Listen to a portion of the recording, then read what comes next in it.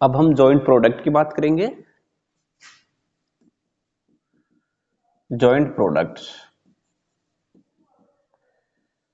इसको हिंदी में बोलेंगे सह उत्पाद। क्या होता है जॉइंट प्रोडक्ट?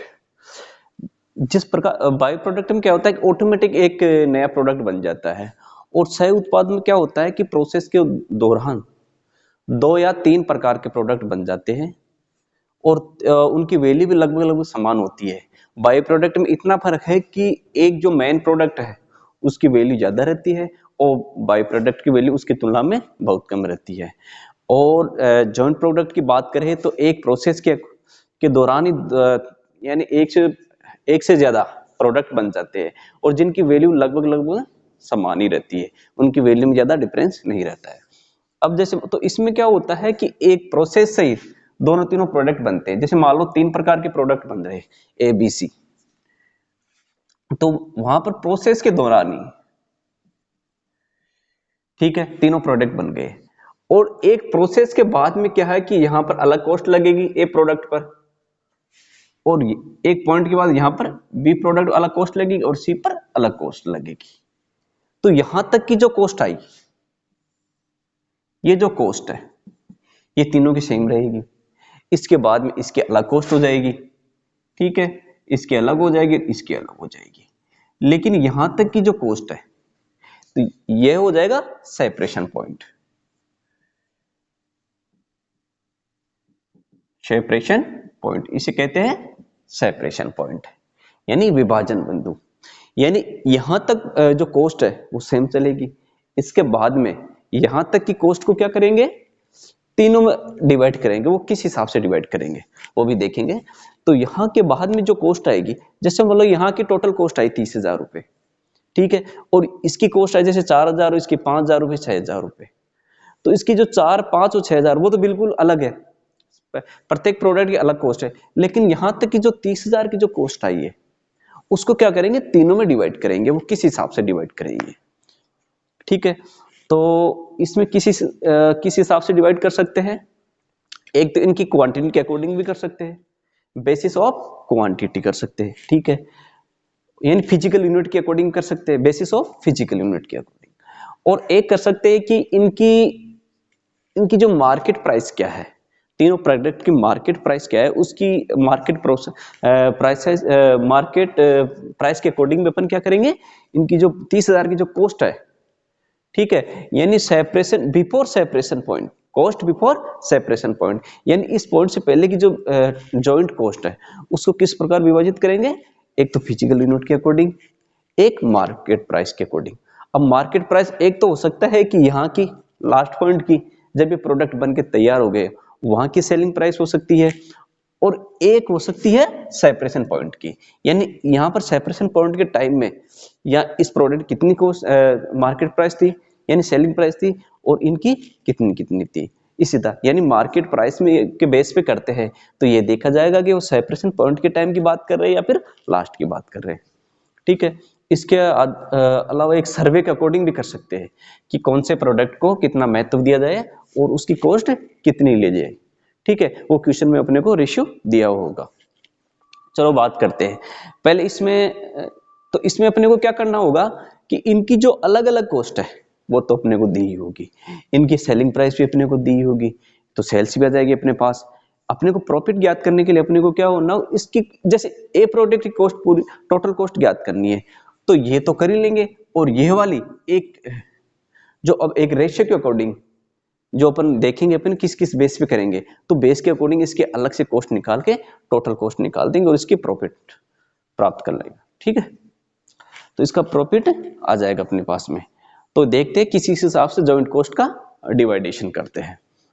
चलो एक एग्जांपल ले लेते हैं इसके लिए।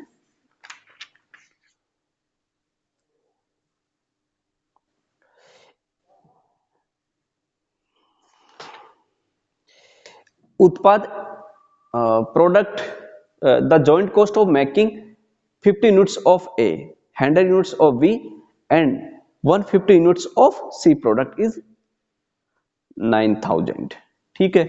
यानी 3 उत्पाद, एक तो ए, एक बी एक है सी। अब इनकी कॉस्ट देखते हैं पहले। इसकी कॉस्ट है, टोटल जॉइंट कॉस्ट होगी 9,000, यहीं पे ले लेते हैं इसको। ठीक है, इसकी टोटल जॉइंट कॉस्ट दे रखी है अपने को 9,000 रुपए। और क्या दे रखा है, निम्न सूचना के आधार पर संयुक्त लागत अनुबंध प्रत्येक उत्पाद अनुमानित लाभ इन आधारों पर ज्ञात कीजिए। एक अपने को भौतिक माप यानी फिजिकल बेसिस पे करनी है, एक विभाजन बिंदु पर बाजार मूल्य market value at separation point, एक है आगे और प्रक्रियांकन के पश्चात बाजार मूल्य यानी इस पॉइंट पर, लास्ट पॉइंट पर जो मार्केट प्राइस है वो। और किस बेस पे करना है अपने को, एवरेज यूनिट्स के बेस पे करना है अपने को। ठीक है, टोटल एवरेज यूनिट कितने उसके हिसाब से कर लेंगे। तकनीक, अब है तकनीकी मूल्यांकन है सर्वेक्षण यानी सर्वे के आधार पर कर लेंगे। ठीक है, चलो अब करते हैं अपन।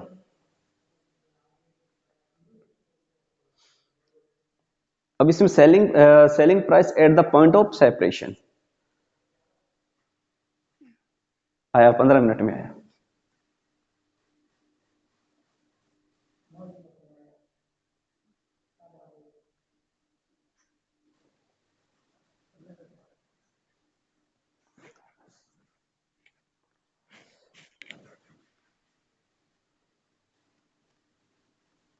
ये देखो भाई, selling price at the point of separation.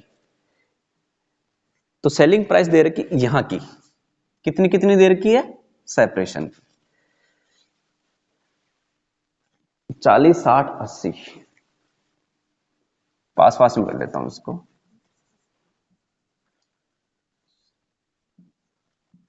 40, 60 और 80 दे रखी है सेलिंग प्राइस, सेपरेशन पॉइंट यहां की दे रखी है।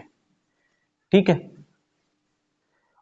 फिर दे रखी है इसके आगे की कॉस्ट दे रखी है, प्रोसेसिंग कॉस्ट आफ्टर सेपरेशन 200, 1000, 2500, 200, 1000 और 2500। यानी यहां इसके बाद की जो कॉस्ट है, इसकी तो 2000 है, सॉरी 200 है, इसकी 1000 है और इसकी 2500 है। तो यहां की अलग से कॉस्ट है। ठीक है, और क्या दे रखा है,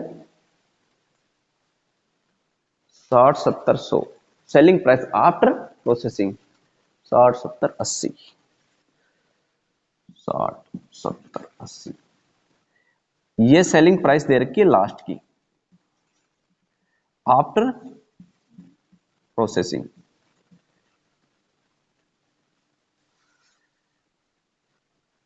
कौन सी सेलिंग प्राइस दे रखी है, 60, 70, हाँ प्रोसेसिंग की दे रखी, फर्दर प्रोसेसिंग आफ्टर प्रोसेसिंग की दे रखी है 60, 70, 80। यानी इस पॉइंट पर सेलिंग प्राइस है 60 रुपए, इसकी तो है 100 रुपए, 80 रुपए, 60, 70, 100। इसकी 100 रुपए है और इसकी है 70 रुपए है और उसकी 60 रुपए। यहाँ की लास्ट की सेलिंग प्राइस दे रखी है। चलो सोल्व करते हैं इसको। तो पहले बात करते हैं कौन से बेस पे करना पड़ेगा, फिजिकल यूनिट बेस पे करना है, basis of physical unit. A, B और सी, फिजिकल यूनिट कितनी इसकी 200, 1000 और कितने दे रखी फिजिकल यूनिट, हाँ 50, 100, 150। इसकी फिजिकल यूनिट दे रखी है, इसको तो दे रखी है 50, 50, इसकी 100, इसकी 150। ठीक है, अब देखो इस बेस पे कर लेंगे फिजिकल यूनिट बेस के 50, 100, 150। टोटल कॉस्ट कितनी है जॉइंट कॉस्ट 9000। अब 9000 को बांट लेंगे इसमें, तो 9000 ये आ जाएगा 1, 2, 3, 6। तो ये हो जाएगी 9000 का 1/6, 1, 2, 3। ठीक है, ये हो जाएगी 9000 का 2/6 और ये हो जाएगा 9,000 का 3/6। इसके हिसाब से इसकी कॉस्ट को बांट लेंगे। कितनी कितनी आ जाएगी ये?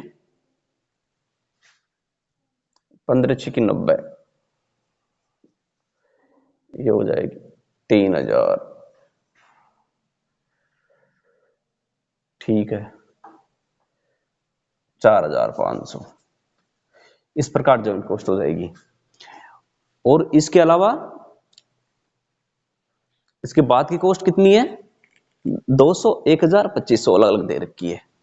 तो 200, 1,000 और 2,500 टोटल कॉस्ट कितनी हो जाएगी?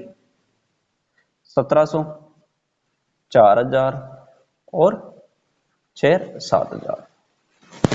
ये टोटल कॉस्ट है। सेल्स कितनी हो गई?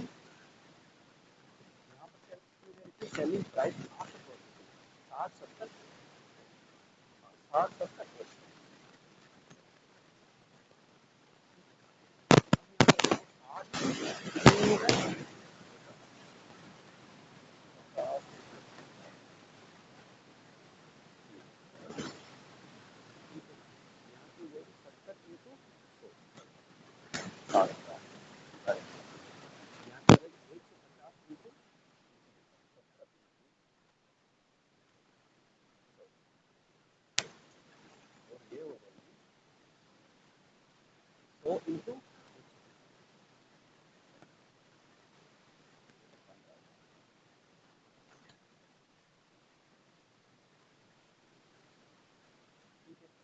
अब प्रॉफिट कितना होता है? 3,000 माइनस 17, यहाँ पर कितना हो जाएगा? 3,000, कितना हो जाएगा? 8,000,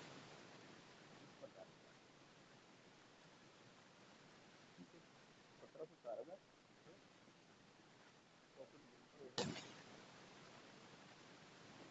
हाँ ठीक है, ये होगा बेसिस ऑफ। अब दूसरी बात करते हैं market price. Basis of market price, तो कहने का मतलब अपन टोटल अपने पास सेल्स है 19,080 है, बी प्रोडक्ट की 7,080 है, ये तो हमने बात की।